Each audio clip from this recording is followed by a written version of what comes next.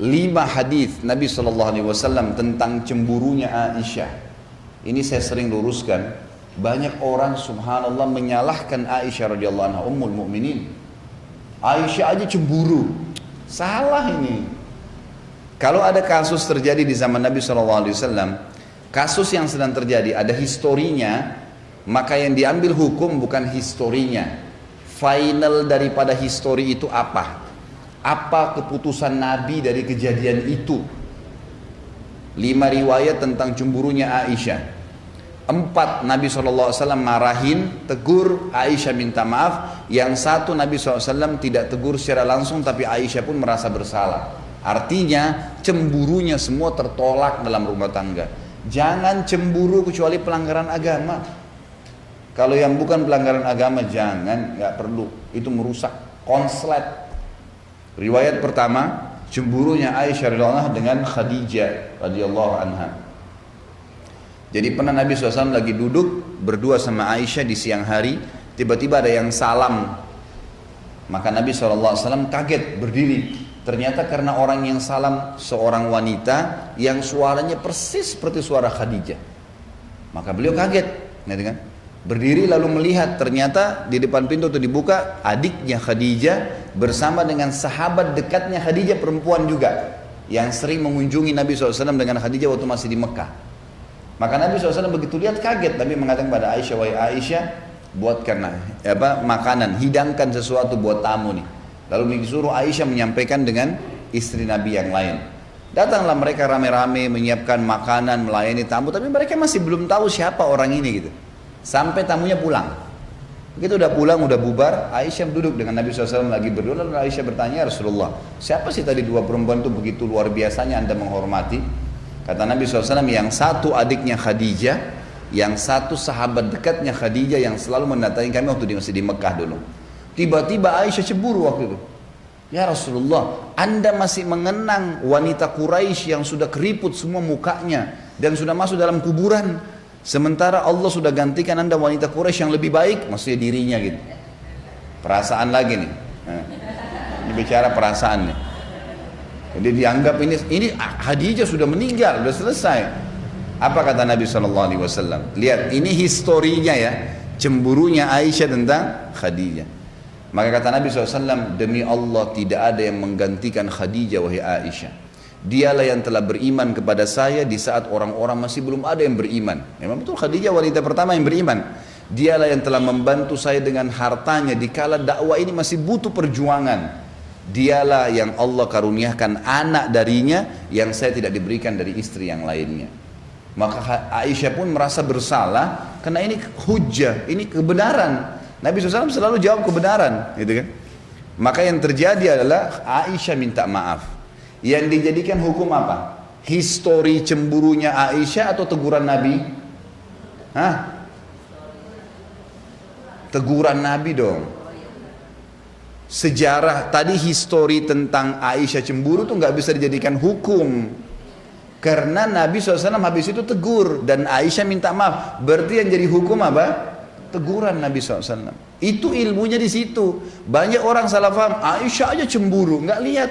Ini historinya, hukumnya penentuan dari Nabi SAW. Kalau Nabi iyakan berarti boleh, kalau Nabi tegur berarti tidak boleh. Berarti tidak boleh cemburu nih, gitu kan? Karena ini memang orang yang pernah terlintas. Misal maaf, ada ibu-ibu nikah sama duda misalnya. Lalu si suami ini ceritain, dulu waktu saya sama istri itu saya makan ini. Jangan cemburu. Lo nikah sama duda, dia punya histori hidupnya. Oh iya. Sekarang mau saya buatin juga enggak? Dulu saya makannya sayur asem. Mau saya buatin sayur asem juga? Gitu aja. Wah, masa masih dikenang tuh orang? Masa begini, masa begitu? Loh, nikah sama duda orang sudah punya, gimana cara? Enggak boleh disalahin. Enggak boleh disalahin karena dia memang cerita. Kadang-kadang kalaupun dia bukan duda, dia masih bujang. Dulu di rumah ibu saya makan sayur ini. Wah, langsung cemburu lagi sama mertuanya. Nah itu makan aja di rumah ibu kamu. Pengalaman bu ya. Alhamdulillah ada contoh. Loh enggak, ini contoh yang benar. Biasanya begitu. Jangan. Apa yang dia sampaikan berarti dia sedang mau dekat dengan ibu, menyampaikan apa yang dia suka, tangkap positifnya. Oh berarti dia suka sayur itu, ya udah saya buatin ya, kita buatin yang lebih hebat supaya dia suka. Kalau kita mau hapus dari memori dia susah, nggak mungkin gitu kan. Ini riwayat yang pertama, ya nggak boleh cemburu. Histori bukan patokan hukum, teguran Nabi yang jadi hukum. Riwayat yang kedua, cemburunya Aisyah radhiyallahu anha dengan Sofiyah binti Huyai. Ini dulu turunan Yahudi. Kebetulan memang Aisyah sama Sofiyah memiliki kulit yang putih dan terkenal kecantikannya. Nabi SAW itu kalau dari rumah Sofiyah biasanya siang ke rumahnya Aisyah, gitu kan? Aisyah radhiyallahu cemburu. Baru Nabi masuk langsung Aisyah mengatakan, ya Rasulullah, Anda masih terus saja datang ke rumahnya anak Yahudi yang pendek dan kerdil itu. Begitu bahasanya. Jadi karena cemburunya terbawa itu. Apa yang terjadi coba? Ini historinya, lihat hukumnya. Kata Nabi SAW, wahai Aisyah, kau telah mengucapkan kalimat dengan mengatakan Sofia kerdil. Kau telah mengucapkan kalimat kalau ditaruh di air lautan, rusak tuh lautan. Artinya dosamu berat, gitu kan? Aisyah langsung minta maaf, nggak jadi. Yang mana jadi hukum? Cemburu atau teguran Nabi? Teguran Nabi SAW. Ini masalahnya banyak ustadz-ustadz pun mengatakan Aisyah aja cemburu. Loh subhanallah. Seakan-akan Aisyah disalahin. Aisyah di sini menjadi penyebab hukum kita faham. Sebagaimana kalau ada beberapa sahabat yang melakukan kasus, kemudian ditegur, turunlah hukum kita faham, gitu kan? Jadi kita bukan melihat historinya, itu cuma sekedar kenangannya, kisahnya, penyebab, tapi hukum teguran Nabi SAW. Nabi bolehkan atau tidak? Riwayat yang kedua. Riwayat yang ketiga, cemburu Aisyah di malam nisfu Sya'ban. Dalam sebuah riwayat yang sahih disebutkan, bahwasanya satu malam pernah pas malam 15 Sya'ban, Nabi SAW lagi tidur, memang malam itu malamnya Aisyah, gitu kan? Lalu Aisyah kaget tengah malam, lihat Nabi SAW nggak ada di sebelahnya, tiba-tiba cemburu, pakai baju, kemudian datangin semua istri Nabi yang lain, diketukin, Nabi ada nggak? Nabi ada nggak? Nabi ada nggak? Satu-satu, ternyata semua nggak ada. Mereka bilang, kan malam ini malam kamu, bagaimana Nabi datang ke kami? Nggak mungkin, gitu kan? Maka Aisyah buru-buru ke masjid. Ternyata Nabi SAW lagi sholat tahajud, lagi di masjid, lagi sholat. Nah Nabi SAW waktu lagi sholat, begitu salam, tahu ada Aisyah di sebelahnya dan nafasnya lagi engah, terengah-engah, buru-buru ke masjid, gitu kan? Kata Nabi SAW, wahai Aisyah, kau cemburu lagi. Ini malam nisfu Sya'ban, malamnya sholat malam ini. Aisyah merasa bersalah, gitu kan? Minta maaf. Sudah 3 riwayat. Ini cuma 5 riwayat masalah cemburu nih, gitu kan? 3-tiganya sudah ditegur. Yang keempat, cemburunya Aisyah radhiyallahu anha dengan Maria. Maria istri yang lain yang dari Mesir. Maria ini tahu kalau Nabi SAW paling gemar makan madu, gitu kan? Jadi setiap datang ke sana, Nabi selalu dihidangkan madu. Dan kita tahu kalau madu dikonsumsi tidak akan ada bau mulut, gitu kan? Nah, Nabi SAW konsumsi madu dan juga tradisi beliau sebelum masuk ke rumah selalu menggunakan siwak.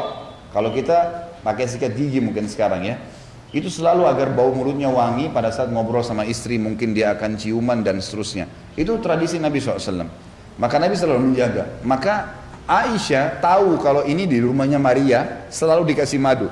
Karena Nabi SAW kadang cerita, dia datang ke rumah sebelahnya ini Hafsah. Kebetulan orang yang hampir sepadan umurnya, beda 2 tahun 3 tahun sama Aisyah, jadi masih muda juga datang ke situ. Mengatakan, hai Hafsah, kalau Rasulullah SAW datang nanti di rumahmu, bilang mulutnya bau. Ya. Kata Hafsah, kenapa? Karena dia dari rumahnya Maria makan madu, kamu sama saya nggak punya madu, kita tidak bisa hidangin. Kan itu. Jadi biar Nabi SAW nggak makan madu lagi rumahnya Maria. Baiklah, Hafsah setuju. Gitu kan? Ini bertawun dalam hal yang tidak baik ini.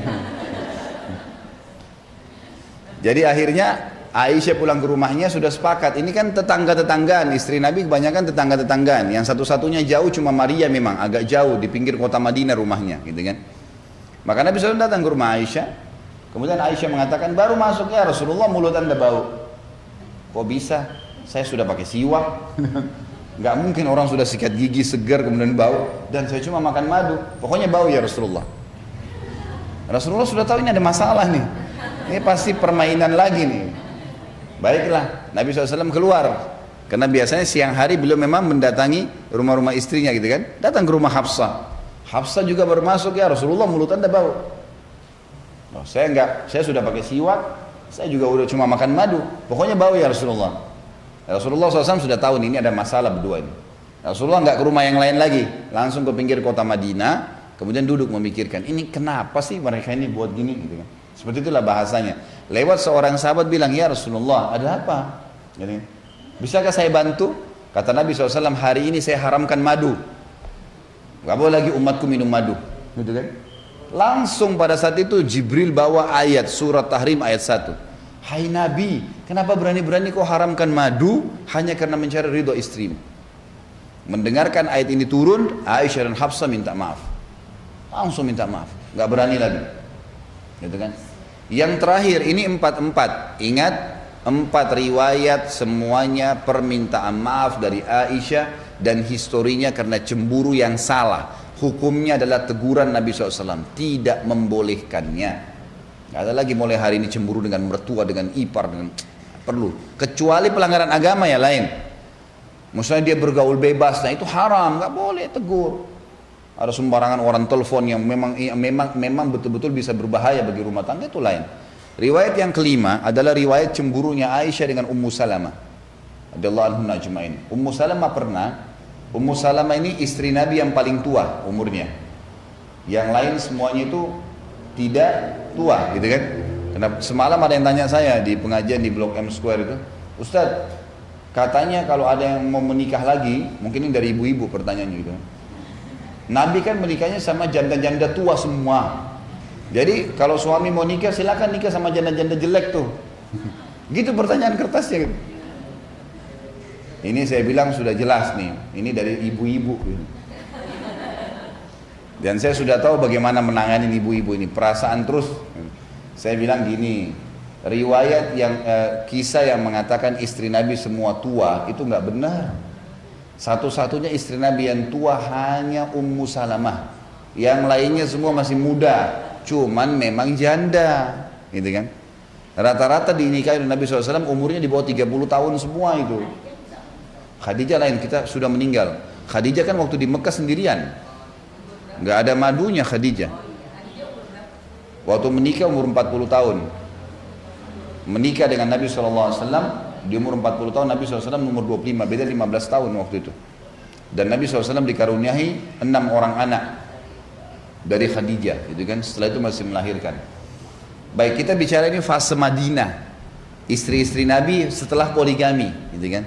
Setelah kasus poligami, karena di Mekah tidak ada poligami selama Khadijah masih hidup. Waktu Khadijah sudah meninggal, maka Nabi SAW menikahi 2 wanita sekaligus, Aisyah dengan Sauda. Ini dengan waktu yang bersamaan, gitu kan? Jadi kita lihat Ummu Salamah ini satu-satunya istri Nabi memang yang berumur, dan beliau sangat bijaksana. Orangnya itu dewasa, orangnya sangat dewasa karena sudah berumur. Jadi tidak ada ikut-ikutan dalam kasus cemburu-cemburuan nih, gitu kan. Ummu Salamah pernah memberikan hadiah senampan kurma ke rumah Aisyah. Niatnya baik, karena waktu itu Nabi SAW lagi duduk di rumah Aisyah, niatnya supaya dimakan berdua sama Nabi SAW. Niatnya baik, gitu kan. Waktu tiba nampan tersebut dan yang bawa pembantunya Ummu Salamah, Aisyah lihat, gitu kan. Ini pembantu Ummu Salamah, langsung cemburu lagi. Cemburunya ini, masa orang ini sudah tahu waktu saya kok masih mengganggu, padahal sebenarnya dia tidak tangkap nih maksudnya. Makanya jangan pakai perasaan, pakai pikiran. Ini kalau perasaan suudzon terus orang, gitu kan. Akhirnya ditepis lah, Aisyah langsung berdiri, langsung ditepis nampan itu, berantakan sebuah kurmanya. Kata Nabi SAW waktu itu, ini hadis yang, ini riwayat yang kelima ya. Kata Nabi SAW kepada pembantu Ummu Salamah, pungutlah kurma-kurma ini, ibumu lagi cemburu. Udahlah. Itulah. Akhirnya Aisyah malu sendiri, Aisyah ikut mengumungut kurma itu. Dan akhirnya dimakan juga, gitu kan. Yang jadi hukum yang mana? Histori atau penentuan Nabi SAW. Jadi tidak ada cemburu kecuali pelanggaran agama terjadi. Ini akan lebih meringankan hatinya ibu-ibu. Luar biasa tenang hatinya kalau ini selamat.